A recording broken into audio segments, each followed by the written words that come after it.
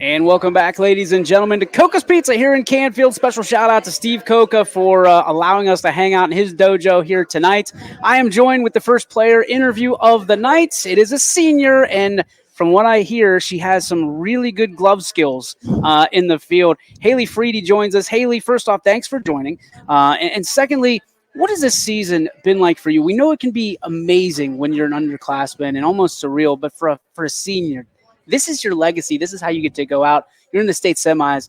Talk to me about that feeling that you're kind of dealing with right now. Yeah, it's very memorable and super exciting. I'm so happy that we've made it this far. It just makes it that more memorable. Sure. So, I mean, you're creating memories your senior year. That's what it's all about, right? You did the hard work your first 3 years, and this year is just kind of for cruise control. Or so people think. Mhm. This year's seniors, 8 of you, right? Yeah. And you kind of have figured things out together and said, hey, we can do this, but we have to work for it.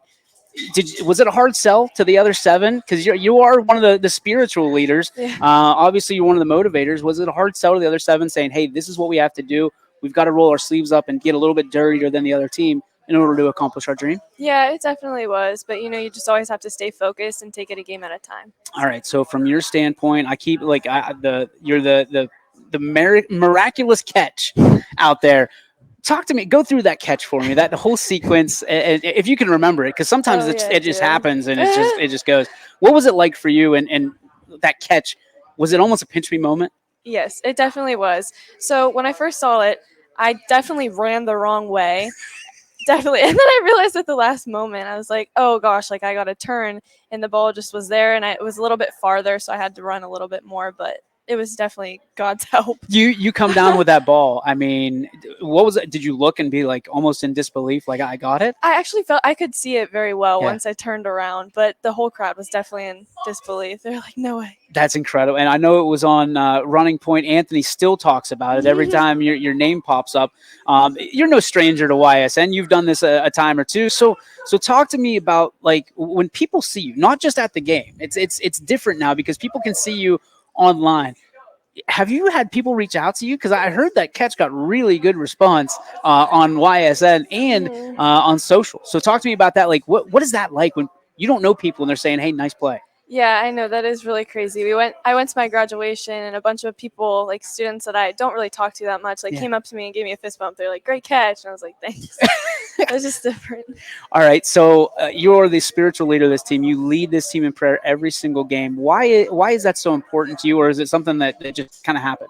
Well, Coach asked me if I wanted to lead prayer, and I was really excited about that because I feel like once you add like the God element and the spiritual element to the team, it just makes it that much more like the confidence that you have.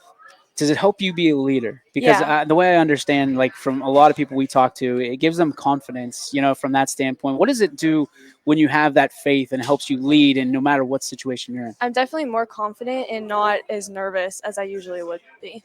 That works. I think that's why everybody in nervous situations all of a sudden drop their knees, right? So they need help. All right. So you lead the team in prayer. You also, I'm told, and this is a direct quote from Coach Curran, you're a pure good kid, just a good kid. Talk about your folks. Talk about your family. What kind of made you that good kid? My grandma definitely plays a huge role. She's always going to church, and I used to go with her when I was younger. And she's always really encouraging. She's at all of my games. And my dad as well. He's hard on me, but it pushes me to be better. So. Talk about softball. How'd you get so involved in softball? Where'd you find the love for it? Well, what's funny is I didn't first choose softball. I missed the sign up for lacrosse. And I was like, oh, okay, well, I guess I'll do a sport. It'll be softball. And then from there, I just fell in love with it. We'll make sure Coach puts his earmuffs for that one. I'm sure he's glad you missed that sign up, certainly.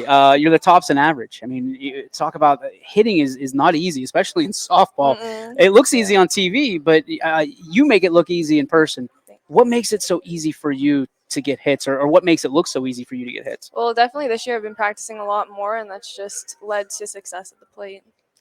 Okay, so I got to go a little bit deeper on that one because as a hitter, I've known. So when you're the tops of average on this team, and this is at this point, this is a regional championship team, and you were leading the way. You've seen some great pitching. You've seen some incredible pitching of, without a doubt, some ladies that are going to be at the D1 level. Yeah. Is there a little confidence when you get a knock off them? Oh, yeah, definitely. So no pitchers to be named, but of a certain sophomore pitcher is pitching to you, and you end up with a hit off of her. I mean, what does it do to you? Do you ever sit there and you're going to the next level to play, right? So does it make you feel like, okay, if I can hit her, I can hit anybody at the next level? Yeah, but I also need to stay humble at the same time. So I don't like get too in my head when I do get a great hit. I just know that, all right, it's the next time, the next time. So that's a tough thing because humility is very challenging. People don't realize that. It's easy to say that I'm just trying to stay humble, but it's another to kind of cash that check, so to speak. What do you do to make sure that you keep your feet on the ground and humble? Is it you? Is it something, some ritual you go through? Is it people around you? What is it? Well, I always believe that my strength and like all of my abilities are from God. So that keeps me grounded, first of all. And then I also just try to focus on, I don't know, the next play, I guess. I don't like think of the past. What's incredible to me is when you talk about a batting lineup, the three hitters usually your go-to. Three hitters, the one that they can get on base, they can hit for power, they can go gap to gap, they got good speed. You're the three hitter, right? I was always the five hitter, and the only reason, and I asked my coach, I said, well, wait a minute, I've got this.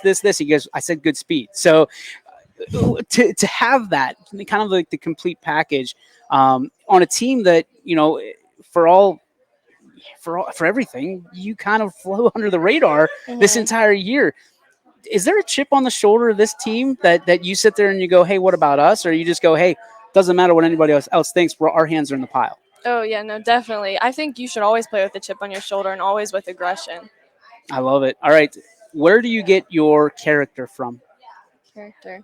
Well, I read my Bible a lot, so I'm hoping that the fruits of the Spirit are evident within me, and also from my family, my dad, my grandparents, my mom. What other things other than softball do you enjoy doing? I love to work out. Okay. I love, obviously, to spend time with my friends, swim, bike ride, all those things. All right. Have you ever skipped leg day? Oh, my gosh, no. You don't skip leg day. So I'd be remiss if I didn't ask one of the leaders of this team this question, but you watch the boys go through and win a state title in football. You're going through the same thing. Do you feel a sense of pressure that, hey, they won it, we have to win it too? And does the person that, or the team that wins last, get the last laugh? Do you get the bigger rings? Yeah, I hope so. I definitely want it even more that the boys have won in football. What was that like for you, just as a spectator? Did you take that into the season and say, hey, that would be a special moment for us too? Yeah, honestly, from the beginning of the season, seeing us practice, I just knew that it was definitely a possibility this year, and I believe that. What does it mean? I mean, have you graduated yet? Yeah. Okay, so you're done. Yeah, I'm done. What was going across your mind as you're walking over that stage and grabbing that piece of paper? Like, were you sad? Were you happy? Were you excited? Did you feel like you left anything behind? What was it? I definitely thought that I was going to be sad, but in the moment, I was just excited for the next chapter of my life. Okay, so nobody's watching this, right? They're all eating, just you and me here. What would mean more to you, the state championship or that diploma that you got? Are you kidding me? The state championship. That's not a question. I love it. I love it. Hailey, awesome to meet you. Good luck. I mean, you're a fantastic young lady. Looking forward to seeing you raise that banner, and obviously, hopefully you get another trophy and some bling to wear. Yeah, that'd be great. Hailey, congratulations. Thank you very so much. much. We'll be back at COCCA'S Pizza right after this here in Canfield.